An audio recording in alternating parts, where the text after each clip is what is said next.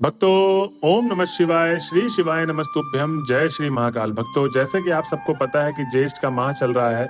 इसमें गुरुदेव जी बताते हैं कि जो भी भक्त शनिवार के दिन मतलब ज्येष्ठ माह के शनिवार वाले दिन मेरे बताए गए आज के इस वीडियो में 2 से 3 उपायों को कर लेता है तो उसके घर में चाहे धन से रिलेटेड समस्या हो, चाहे कर्जा से रिलेटेड समस्या हो, चाहे आप कोई नया कारोबार स्टार्ट करने जा रहे हो या नए कारोबार के लिए आपको पैसे की बहुत ज्यादा जरूरत है, या आपके घर का जो बच्चा है वो बात बिल्कुल नहीं मानता है, आपकी बिल्कुल भी नहीं सुनता है, और अगर आपका कोई ऐसा कार्य है जो पूर्ण करना उसका बहुत ज्यादा जरूरी है, या कोई ऐसा कोर्ट केस चल रहा है उसमें आप अटके हुए हो, और या कोई आपके घर में बहुत ज्यादा व्यक्ति बीमार रहता है, डॉक्टर दवाइयां बताते हैं और पैसा बहुत ज्यादा जा रहा है और आप उस व्यक्ति के लिए भी बहुत ज्यादा चिंतित रहते हो जो व्यक्ति बहुत ज्यादा बीमार रहता है, तो भक्तों चिंता मत करिए। आज की ये वीडियो मैंने जितनी भी समस्याएं बताई हैं सारी की सारी इन 2 से 3 उपायों में कवर हो जाएंगी। अगर आप इस उपाय को करते हैं तो और कोई दूसरे उपाय करने की जरूरत नहीं है, मात्र इन 2 उपाय को अगर आप कर लेते हैं तो भक्तों चलिए चलते हैं उपाय की तरफ। तो जानते हैं आज के इस वीडियो में गुरुदेव जी ने कौन से उपाय बताए हैं।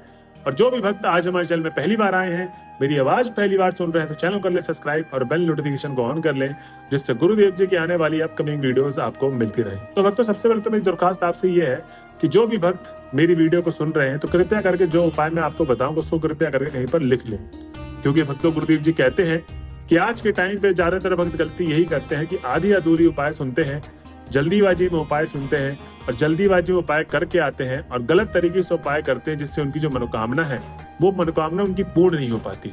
तो वो गलती आप ना करें जो बाकी भक्त करते हैं। मेरी आपसे ये दरखास्त है कि आप उपाय को कहीं पर लिख लें और जब भी आप उपाय करने के लिए जाएं मंदिर परिसर पे तो आप इस चीज को देख लें, जो जो मैंने आपको बताया, आपको सारा का सारा उपाय स्मरण हो जाएगा एक बार से फिर से, और आप वैसे ही उपाय करके आएंगे जैसा जैसा गुरुदेव जी ने बताया है और आपकी मनोकामना अवश्य पूर्ण होगी। तो बस मेरी आपसे यही प्रार्थना थी जो आपको करना है, ठीक। चलिए चलते हैं उपाय की तरफ और जानते हैं गुरुदेव जी ने आज की इस वीडियो में क्या बताया। तो सबसे पहले तो भक्तों गुरुदेव जी बताते हैं पहला वाला उपाय, कोई भी कार्य सिद्ध करने के लिए, कैसा भी कार्य है आपके जीवन का, क्या उसका होना बहुत ज्यादा जरूरी है आपके लिए, तो बस आपको ये शनिवार वाले दिन ज्येष्ठ माह के रहते रहते ही ये उपाय कर लेना है, ठीक। तो भक्तों गुरुदेव जी सबसे पहले तो बताते हैं कि इसमें आपको चाहिए लाल फूल।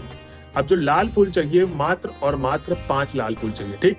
अब आप चाहे कनेर का लाल फूल ले लें, चाहे गुड़हल का लाल फूल ले लें, चाहे आप गुलाब का लाल फूल ले ले, कोई भी आपको 5 लाल फूल चाहिए। बस इस चीज का विशेष ध्यान देना है कि जो लाल फूल होगा वो कहीं से कटा पिटा खंडित नहीं होना चाहिए, एकदम ताजा फूल चाहिए, ठीक। उसके बाद भक्तों गुरुदेव जी कहते हैं कि जब आप लाल फूल ले लेंगे और साथ में ले ले एक तांबे के लोटे में 1 लोटा जल। अब जो आप जल लेंगे इस चीज का भी आपको विशेष ध्यान देना कि घर से आपको भर के लेके जाना है जल, आपको मंदिर परिसर से जल नहीं भरना है, ठीक। अब आप जब महादेव के मंदिर में चले जाएंगे कल के दिन, जो शनिवार का दिन है या अगला शनिवार का दिन है जो ज्येष्ठ माह का, जिस दिन भी जा रहे हैं आप उपाय करने के लिए, तो आपको सबसे पहले महादेव के मंदिर में जाते ही 7 से 10 मिनट भगवान भोले बाबा की आराधना करनी है। जी हाँ भक्तों, गुरुदेव जी इसमें विशेष ध्यान देते हुए बोलते हैं जो भी भक्त 7 से 10 मिनट भगवान भोले बाबा की आराधना नहीं करते उसकी मनोकामना पूर्ण होने के बहुत कम चांसेस हैं। कारण ये कि आपका मन किस तरीके से शांत है या अशांत है, आपके मन में क्या विचार चल रहा है या नहीं चल रहा है, कुछ भी नहीं पता, आपको उपाय करने से मतलब है। तो ये बहुत गलत तरीका होता है। इसलिए गुरुदेव जी कहते हैं कि 7 से 10 मिनट भगवान भोले बाबा की आराधना करना बहुत ज्यादा जरूरी है, जिससे जो आपका मन एकदम शांत हो जाएगा, विचार आपका एकदम खत्म हो जाएगा, मन लीन हो जाएगा भगवान के चरणों में, और आप जो भी उपाय करेंगे सीधा भगवान तक आपकी मनोकामना पहुंचेगी और आपकी मनोकामना भगवान भोले बाबा अवश्य पूर्ण करेंगे। इसीलिए गुरुदेव जी ने बोला है 7 से 10 मिनट भगवान भोले बाबा की आराधना करने के लिए। अब जब आप आराधना कर लेंगे 7 से 10 मिनट, तो गुरुदेव जी कहते हैं कि जो 5 लाल फूल मैंने बोले थे, चाहे आपने गुड़हल के, कनेर के, गुलाब के कोई भी फूल लिए हो, आपको सबसे पहले तो 1 लोटा जल अर्पित करना है महादेव के शिवलिंग पे।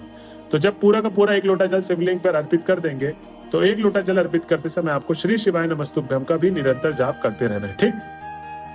अब आती है बारी 5 लाल फूल को अर्पित कहाँ करना है। जी हाँ भक्तों, गुरुदेव जी ने इसमें बताया है कि जो 5 आप लाल फूल लेकर गए, किसी एक जगह पे आपको भगवान भोले बाबा के शिवलिंग पर अर्पित नहीं करना है। ये 5 के 5 लाल फूल आपको अलग अलग जगह पे शिवलिंग के अर्पित करना है। इस चीज का आप विशेष ध्यान दें, और जहां जहां मैं आपको बताऊंगा पहला फूल, दूसरा फूल, तीसरा फूल कहाँ अर्पित करना है, वैसे वैसे ही आपको करना है, ठीक। आपको अपने हिसाब से कहीं पर भी ऊपर नीचे नहीं करना है। क्रमांक वाइज जैसे जैसे मैं आपको बता रहा हूँ वैसे वैसे ही आपको क्रमांक वाइज लाल फूल अर्पित करना है, ठीक।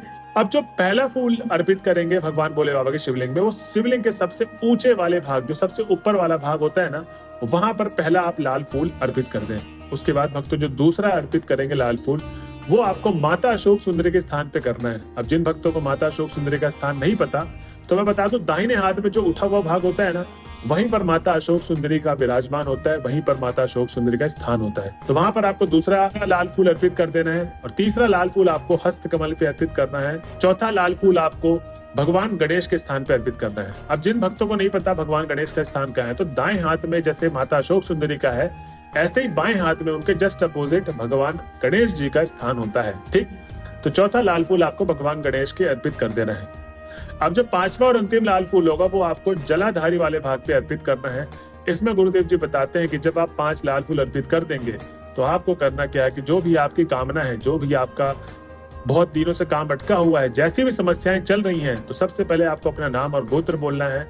और उसके बाद अगर आप किसी व्यक्ति के लिए उपाय कर रहे हैं, उनकी माताएं उपाय कर रही हैं, उनकी पत्नियां उपाय कर रही हैं, बहनें उपाय कर रही हैं, तो उस व्यक्ति का नाम ले जिसके लिए आप ये उपाय कर रहे हैं। ठीक, अपना नाम वही व्यक्ति लेगा जो अपने लिए उपाय कर रहा है। तो अपना नाम और गोत्र बोल के जो भी समस्याएं महादेव को बोलते हुए, महादेव से आशीर्वाद लेते हुए आपको घर की तरफ चले जाना है। भक्तों, गुरुदेव जी कहते हैं कि जो भी भक्त मेरे बताए गए उपाय को इस तरीके से करता है जैसे जैसे मैंने उपाय बताया है, उसकी जो भी कामना भगवान भोले बाबा अवश्य पूर्ण करेंगे। तो भक्तों, ये था पहला उपाय। अब हम चलते हैं अपने अगले उपाय में, जो अंतिम उपाय है। ठीक, इस उपाय में भक्तों गुरुदेव जी कहते हैं कि आपको क्या करना है, 3 बेल पत्र चाहिए और जो 3 बेल पत्र लेंगे वो कहीं से कटा पिटा खंडित नहीं होना चाहिए।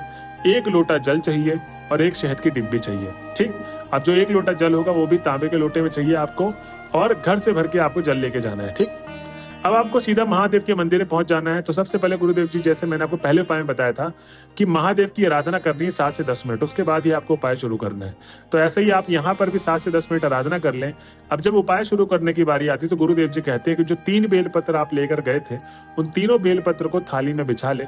और जो बेलपत्र का बीच वाला पत्ता होता है, जैसे कि आप सबको पता है कि एक बेलपत्र में 3 पत्तियां होती हैं, तो जो ऊपर वाला पत्ता मतलब बीच वाला पत्ता होता है, तो 3 के तीनों बेलपत्र के बीच वाले पत्ते में ही आपको शहद लगाना है। पूरे के पूरे बीच वाले पत्ते में अच्छी तरीके से शहद लगा ले। ठीक, इसके बाद गुरुदेव जी कहते हैं कि जो 1 लोटा जल लेकर गए थे, सबसे पहले तो आपको 1 लोटा जल अर्पित करना है महादेव के शिवलिंग पे, श्री शिवाय नमस्तुभ्यम बोलते बोलते। उसके बाद आपको 3 के तीनों बेलपत्र, जो जलाधारी वाला भाग होता है जहां से जल नीचे गिर रहा होता है, वहीं पर आपको 3 के तीनों बेलपत्र अर्पित करना है भगवान भोले बाबा के शिवलिंग पे।